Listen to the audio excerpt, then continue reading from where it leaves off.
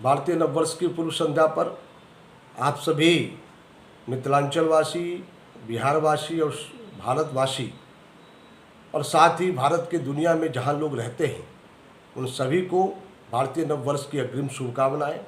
कल भारतीय नववर्ष है और ये विश्व 78 भारतीय नववर्ष जिस प्रकार से हम 31 को और 1 जनवरी को धूमधाम से हम कैलेंडर ईयर अंग्रेजी साल को मनाते हैं, मैं आपसे अपील करता हूँ, विनम्र निवेदन करता हूँ कि हम भारतीय नववर्ष को यानी कल 13 तारीख को हम लोग धूमधाम से मनाएं। हम आज रात से ही इसका स्वागत करें, नए वर्ष का अभिनंदन करें और हर्षोल्लास के साथ मनाएं। नववर्ष के अवसर पर जिस प्रकार से हम लोग सज सवर करके बेहतर तरीके से और उत्सव मनाते हैं, उसी प्रकार से भारतीय नववर्ष को भी हम सज धज करके अच्छे से पूजा पाठ करके नए वर्ष का स्वागत करें। आप अपने घरों में दीप जलाएं, दिए जलाएं, जिससे ये संकेत हो कि आज भारतीय नववर्ष है। मित्रों, जिस प्रकार से भारत तेजी से बढ़ रहा है दुनिया के अंदर, माननीय नरेंद्र भाई मोदी के नेतृत्व में भारत एक नई पहचान के साथ खड़ा हुआ है। आने वाले समय में भारतीय नववर्ष यानी भारतीय कैलेंडर को की भी स्वीकार्यता बढ़ेगी और साथ ही हमें संदेश देना चाहिए कि भारतीय लोग भारतीय नववर्ष पर विश्वास रखते हैं और इसलिए जिस प्रकार से हम कैलेंडर ईयर को मनाते हैं उसी तरह से भारतीय नववर्ष को भी हम धूमधाम से मनाते हैं। यह संदेश जाना भी जरूरी है।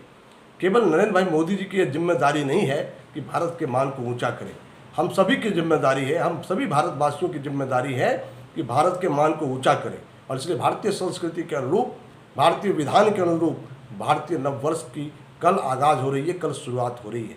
मैं आप सबसे अपील करता हूँ कि भारतीय नववर्ष को हम धूमधाम से मनाएं। हम जहाँ जो हमारे इष्ट मित्र रहते हैं उन सबको इस बात की जानकारी मिले कि कल भारतीय नववर्ष है।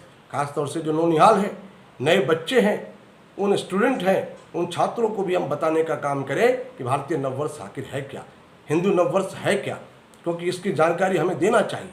हम भारत को आत्मनिर्भर बनाना चाहते हैं, हम देश को सबसे अग्रिम पंक्ति पर लाना चाहते हैं, दुनिया के सामने सबसे आगे रखना चाहते हैं, तो हमें भारतीय नववर्ष को भी उसी उल्लास के साथ बनाकर ये संदेश देना होगा कि भारत की पूरी ताकत एक साथ है। भारत के लोग एक विचार के साथ, एक संस्कृति के साथ जीते हैं और एक संस्कृति के साथ रहते हैं।